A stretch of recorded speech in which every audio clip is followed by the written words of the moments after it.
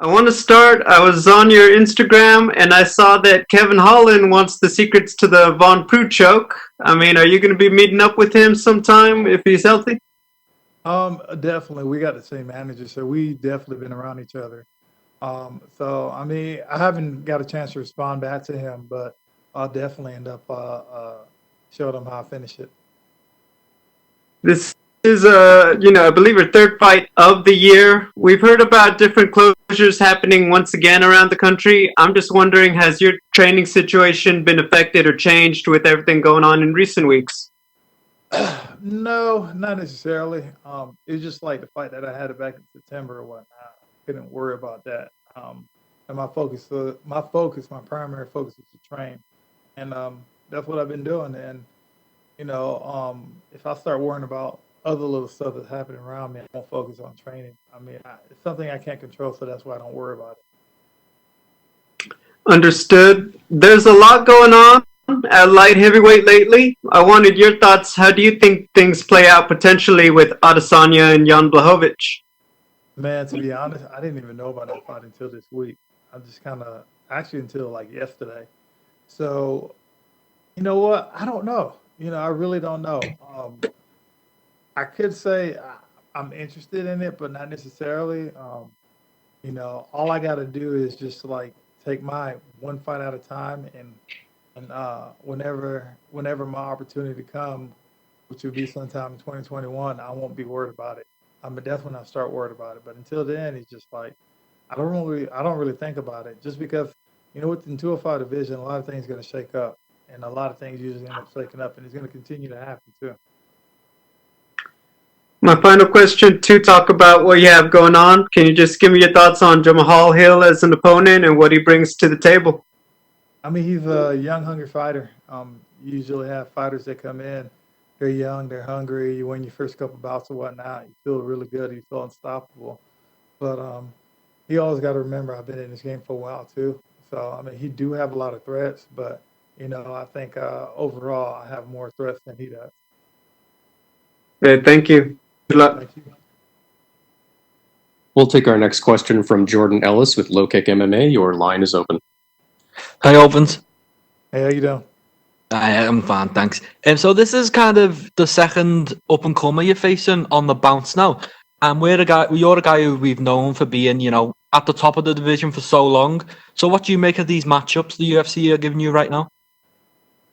Man, I'm not complaining about it. I mean, at the end of the day, is a situation where, um, if I have a chance to put on a good show and potentially have a really good bonus out of that, I'm not going to complain about it. This is a fight game, and if you tell me to fight somebody and to fight a favorable fight from towards my end, I'm definitely going to end up taking it. But moving into 2021, is the ambition to still climb up them rankings and potentially pursue another shot at the title? Oh yeah, definitely. That's been everything since day one. Even with my roller coaster, record, even my roller coaster career or whatnot. That's been everything since day one. So 2020 is kind of me getting my feet back in the water. 2021 is me actually busting open the door. And just finally, you moved up to heavyweight for Ben Rothwell. It didn't quite go your way. Was that a one-off? Are you done with heavyweight, or do you see yourself going back there at some point? It depends if the opportunity presented itself. I'll do it again because it was fun not to cut weight, but it was a little different because some of the shots I put him down with, like most light heavyweight would have stayed on the ground. You can see that from my last fight. But I mean, like I said, it was a good learning experience, and would I do it again? Definitely. Okay, thanks for your time. Good luck with fight night. Thank you. We'll go next to Damon Martin with MMAfighting.com. Your line is open. Hey, Ovince, kind of following up on an earlier question about facing the up-and-comers. 2 fights ago, you fought a guy who was undefeated coming into the UFC, had picked up a lot of wins in a row, and you obviously submitted him. Then your last fight, Alonzo Menifield had a bit of hype behind him. You knock him out. Is it kind of fun, facing the young guys and kind of being that first blemish on their record, so to speak? Because obviously here you got Jamahal Hill, he's undefeated, but you are kind of a big step up in competition for him. I mean, definitely. I mean, I don't know. It's just like for some reason, at times I think out of the 205 division for up and coming guy, I think I'll be one of the worst guys to actually go in with. But it is what it is. Some guys feel like they have it, and some guys want to jump into the top. But it's different, man. This game is different because you got guys that've been around for a while, like myself, and you got the experience level behind it. And there's not only that, just experience being in the cage with like top level guys and whatnot. And these guys are coming up. Yes, I mean anything can happen within a fight, but the circumstances between that fight, with what I got going on, with what I've been through fighting wise and whatnot, is going to make it a lot more difficult for him. And I mean, every time you look at the outcome towards the fight or whatnot, it's leaning towards my way very, very much so. And what's crazy about it too is like even the odds right now got me actually the underdogs. And it's funny because I think the Vegas odds the Vegas when they doing their odds or whatnot, they're looking at a guy with an undefeated record. Yeah, I mean, it necessarily don't mean anything. I've been wild for a while. It's the same thing. My last fight, I was underdog. Apparently, this fight, I'm the underdog too. So it works in my favor. Does that bug you at all though, that knowing the work you put in and the guys you fought and beaten, and you kind of faced the who's who of this division for a lot of years, and you have wins over so many of them? Is it frustrating that maybe you're not getting the respect you deserve, going into some of these fights?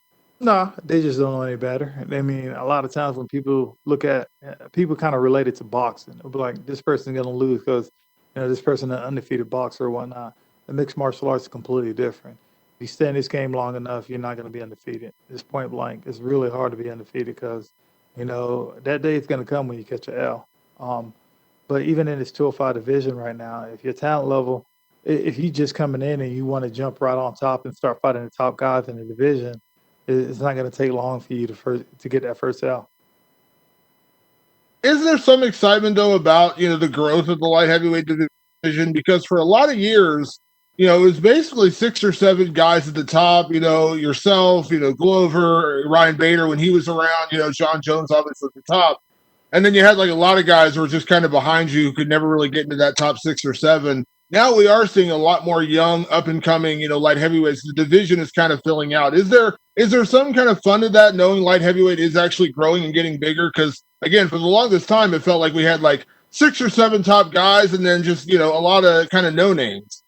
What reason you have 6 or 7 top guys? Because they knew how to correct that margin of error. What I mean by that is, I tell people a lot of times, when I was first coming up, I think my first 5 fights in the UFC, I was like 5-0, and when that happened, it's cool. But when you start hitting the top 15 or whatnot, you'd be like, okay, that was a little work for me right now.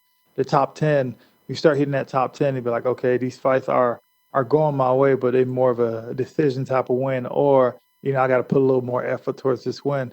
But when you get in the top 5, to be honest, man, that margin of error is small because every time that window of error is small, and if you mess up, they'll capitalize on that. I mean, the best example I can use on that is if you watch Glover. That's what Glover does all the time. When he fought Anthony Smith, Anthony Smith had him hurt, and when he just kind of waited his turn and ended up beating Anthony Smith. Same thing with his last fight when he fought Thiago Santos. Same thing. He's been there. He knows how to do that. He's just like, okay, cool, I'm not in trouble, and that's what that's where experience come from. It's just like when you're in that top 5, it's hard. But some guys are in that top 5, and it's hard to stay in that top 5 too, because when you actually fighting these top fighters or whatnot, a lot of these young guys want to hurry up and come up. My advice would be like, you can do that, but just remember, if you fight somebody in the top 5, after you do that, there is going to be no more easy fights for you. Everybody that you're going to fight is going to be within the top 5 to top 10. And that means every single time you're going to have to be scratching and crawling for everything. So these people don't understand. Like, I like where I'm at, but when 2021 come around, I'm hitting the doors full running because I've been there before and I know what to expect. So I'm good.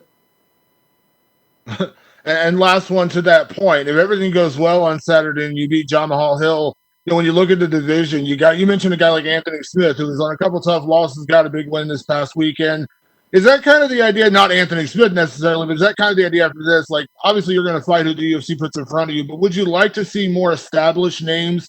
Not necessarily have to fight the number one guy right away, but is there a part of you that feels like you want to fight more established guys after this one? After you kind of have three prospects in a row, kind of in your last three light heavyweight fights. Man, yeah, but at the end of the day, like I said, for me, I'm an entertainer. I'm gonna get up there regardless, regardless whether it's you feeding me these newbies or you putting me out there with some of the top contenders. And to be honest, some of the top contenders too is just like it just depends. A lot of guys play smart or whatnot.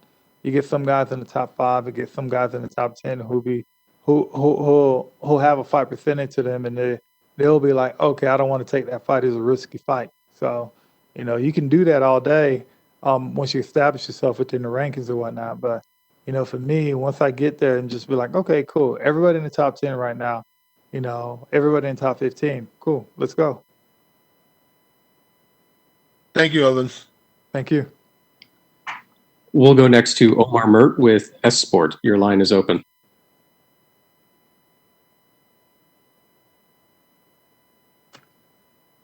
Owens. Well, My question is a possible win against Jamahal Hill, an undefeated guy. How may it affect your chance on contendership, like on your spot on the rankings? that's something I'm not thinking about right now. All I'm thinking about is pretty much getting my hand raised at the end. Um, the thing about the UFC, even with the rankings, the UFC don't really care about the rankings.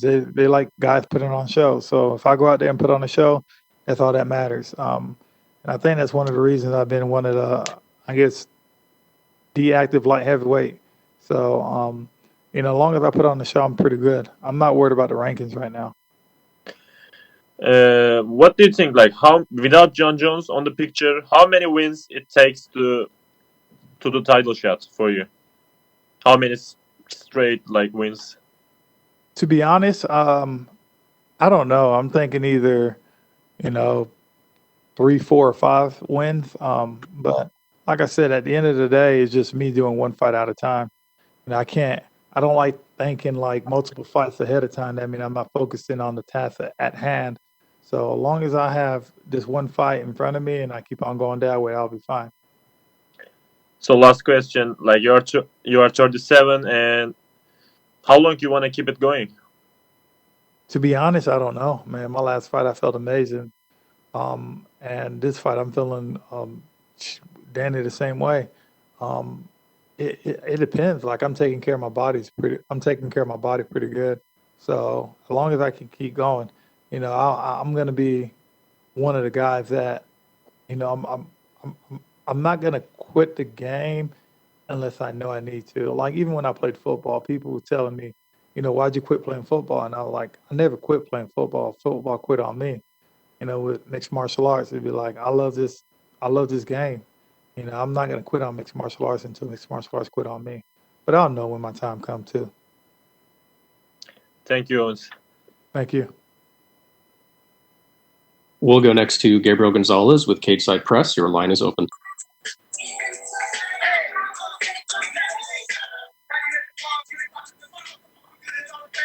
Gabriel, your line is open. Okay. We'll go instead to Cote Cruz with Ford Win Podcast. Your line is open. Hey, Owens, how you doing? I'm doing good. You're reviving with that song, man. Yeah. Well, it happens. With this fight, you will match Shogun and Jones for the most light heavyweight fights in history. What do you think about reaching this milestone? How does that make you feel as a fighter? You said I'll do what now? I'm sorry, I'll repeat. I said that with this fight, you will match Shogun and Jones for the most light heavyweight fights in history. Oh, okay. So, what do you think about reaching this milestone?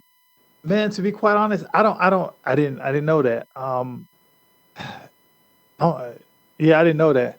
It's crazy because apparently I got a lot of, I guess, I got a lot of things going within the 205 division, the most finishes, The most close. I don't know. There's a lot of records that I'm up there for in the 205 division that I never realized or whatnot, and I guess that's another one.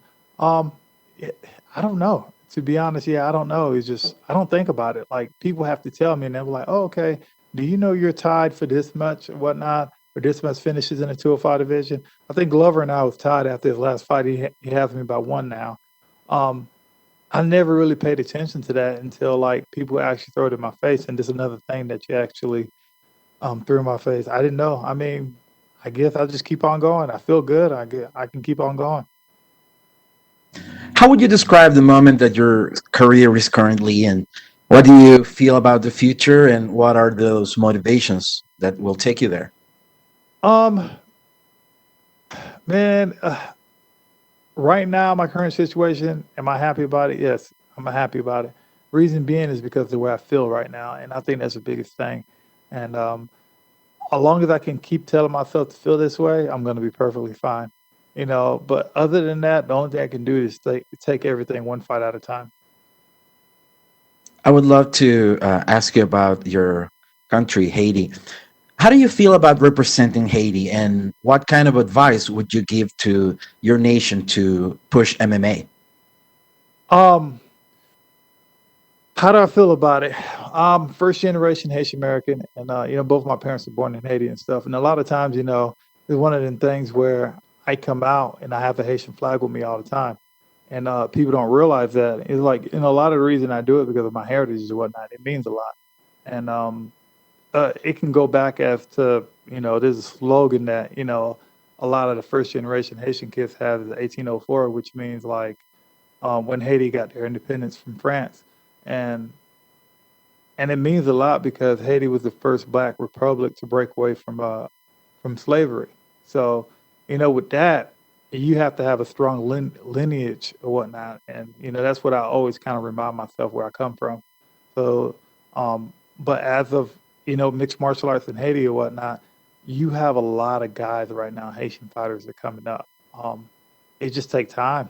It literally take time. So, but it's crazy. A lot of them are coming up within the mixed martial arts one. But if you look at other sports like football, track, and basketball, especially football, we are pretty much all over the place in football right now. But yeah, me being Haitian means a lot. Yeah, it means a lot. That's beautifully put, man. Thank you for your time. Best of luck on your fight. Thank you.